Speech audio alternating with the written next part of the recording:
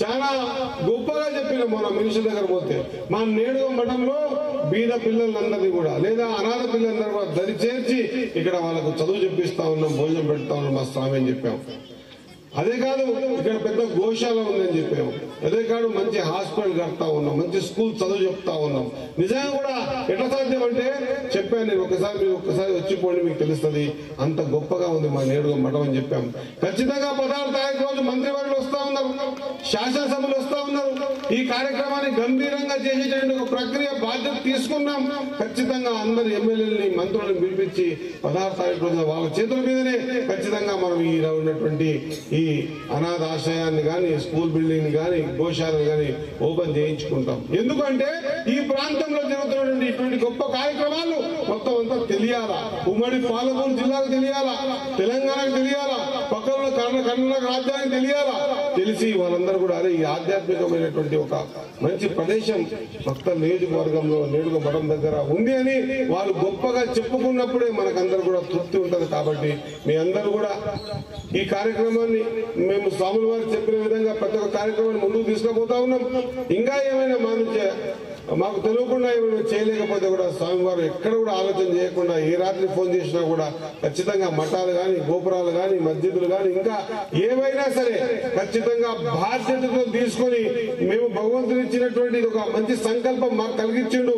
మా చేతుల మీద ఇంత పని జరుగుతుందంటే ఎక్కడో అదృష్టం మా పెద్దవాళ్ళు ఏవో చేస్తున్నారు కాబట్టి మాకు ఈ అదృష్టం దొరికిందని భావిస్తూ మేము కూడా ఈ ఆధ్యాత్మిక జీవితంలో మీకు ఒక ఆధ్యాత్మిక కార్యకర్తగా పనిచేసేందుకు సిద్ధంగా ఉన్నామన్న మాట మరొకసారి తెలియజేస్తూ, మరి ఎంతో ఓపికతో ఎంతో నేర్పుతో ఆధ్యాత్మికం సినిమా అంటే అందరూ చూడడానికి వస్తాం, లేదా సినిమా హీరో వచ్చిందంటే అందరు మంది జమ అవుతారు. కానీ ఈ రోజుల్లో కూడా ఈ ప్రవచనాలు చెప్తా ఉన్నారంటే కూడా ఇంతమంది జమ కావడం అంటే ఇది అదృష్టంగా నేను భావిస్తా ఉన్నా. స్వామి గారు జనరల్ గా ఆధ్యాత్మికం అంటే అందరూ ఏం చేస్తామప్పా ఏమి వింటామప్పా అనేటువంటి రోజులు ఇవి.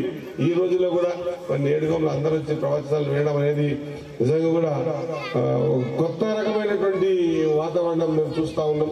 మేము చాలా తక్కువ అప్పుడు ఎప్పుడు జాతరకు వచ్చిపోయింది తప్పించి ఇప్పుడే ఎమ్మెల్యే అయిన తర్వాత రెగ్యులర్గా వస్తా ఉన్నాం. మరి ఇటువంటి మంచి కార్యక్రమాన్ని నిలబెట్టుకోవాల్సిన అవసరం ఉన్నది. ఇది కూడా మరుగున పడిపోతే రేపు పొద్దుగా ఇట్లా గుడి ఉంటుండే, గోపురాలు ఉంటుండే, ఇట్లా సాగులు ఉంటుండే, వాళ్ళన్నీ కూడా వదిలేసి సర్వసంగ పరిత్యాగులాగా ఏది వద్దు మాకు, మేము ఓన్లీ ప్రజల సేవనే చేసుకుంటూ ఆధ్యాత్మిక భగవంతుని ధ్యానంలో ఉంటామని చెప్పేసి ఇటువంటి సాములు ఉంటారని బొమ్మలకి చూపించే దినం వస్తుంది. ఒకవేళ మీరు కాపాడుకోకపోతే అంటే అటువంటి దినం రావద్దు మనకు. ఖచ్చితంగా ఈ మన భారతదేశమే ఒక ఆధ్యాత్మిక దేశం.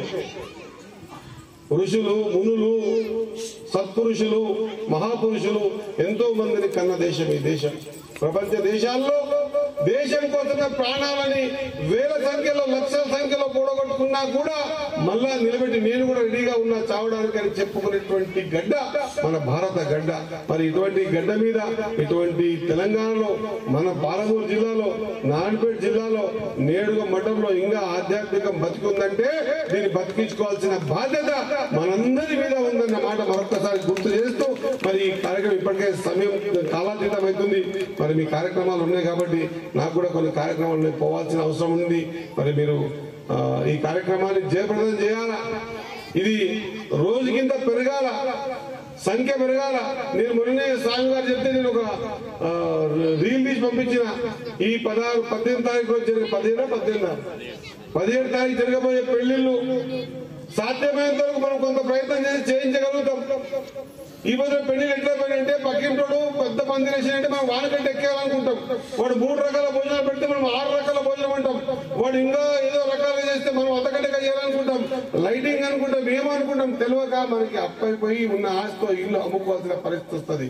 అట్లా కాకుండా నేను మొన్న చెప్పిన ఖచ్చితంగా ఇంతమంది గురువుల మధ్యలో, ఇంతమంది రాజకీయ నాయకులు, ఉద్దండులు, పెద్ద పెద్దోళ్ళు అందరి మధ్యలో సామూహిక వివాహాల్లో పెళ్లి చేసుకుంటే మనకు ఖర్చు తగ్గుతుంది. మనకు ఖచ్చితంగా ఆర్థిక జీవన విధానంలో ఆర్థికంగా చిన్న భిన్నం కాకుండా ఉంటాం. ఈ స్వామి కార్డు ఇచ్చిపోతే భక్తులకు వచ్చి చేయడం ముఖ్యమా, ఆ స్వామితో పాటు 50 మంది స్వాములు ఇక్కడ ఉండి అందరికి ఆశీర్వాదం చేయడం ముఖ్యమా, ఒక్కసారి ఆలోచన చేయాల్సిన అవసరం ఉంది. కాబట్టి మనమందరం కూడా విధిగా రేపు రాబోయే రోజుల్లో 17వ తారీఖు కోసం ఇంకా టైం ఉంది. కాబట్టి ఈరోజు 5 ఇంకా మనకు టైం ఉంది. మనమందరం కూడా బాధ్యతగా, నేను చాలా మంది కూడా చెప్పడం జరిగింది, నంబర్ కూడా ఇవ్వడం జరిగింది, వీలైనంత వరకు ఇక్కడ సామూహిక వివాహాలు జరపాల్సిన అవసరం ఉంది. దాంట్లో పరోక్షంగా మనం మన వెనుకబడ్డ కుటుంబాలలో, బీద బడుగు బలహీన వర్గాల కుటుంబాలలో ఆర్థిక స్థితిగతులు మనం కొంత కాపాడిన వాళ్ళమవుతాం అన్నమాట మనం గుర్తు చేయాల్సిన. దీంట్లో ఏముంది, స్వామి కార్యం అవుతుంది, స్వకార్యం అవుతుంది.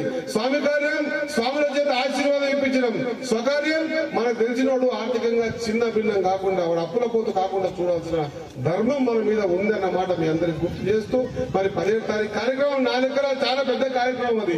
ఆ కార్యక్రమానికి మనమందరం కూడా మన వంతుగా ఎంతమంది, ఒకరొకరికి 10 మంది చెప్తే ఆ 10 మంది 5 మంది చెప్తే ఖచ్చితంగా ఈ 17వ తారీఖు లోపల దాదాపు 50 నుంచి 60 మంది కొత్త జంటలు తీసుకొచ్చి ఇలా కూర్చోబెట్టగలుగుతామన్న మాట నమ్మకం నాకు ఉంది. కాబట్టి మనం ఈ కార్యక్రమాన్ని బాధ్యతగా తీసుకుందాం.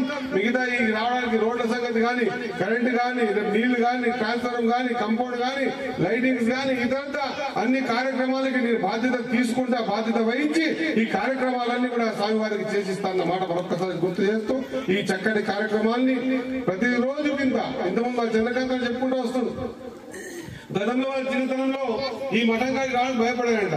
చంద్రకాంత నాకు తెలియదేమో కానీ చంద్రకాంత చిన్నతనం కాదు, మా చిన్నతనంలో మక్తల కిందికెళ్ళ ఉంటే వాకిడికెళ్ళ మక్తల బస్ స్టాండ్ పక్కన హనుమంతుని గుడికి రావాలంటేనే భయపడే పరిస్థితి ఉంది. ఆ రోజుల్లో ఆ భయపడే పరిస్థితి, అది ఆడికి నిలబడమంటే ఇంకా పెద్ద భయంకరమైన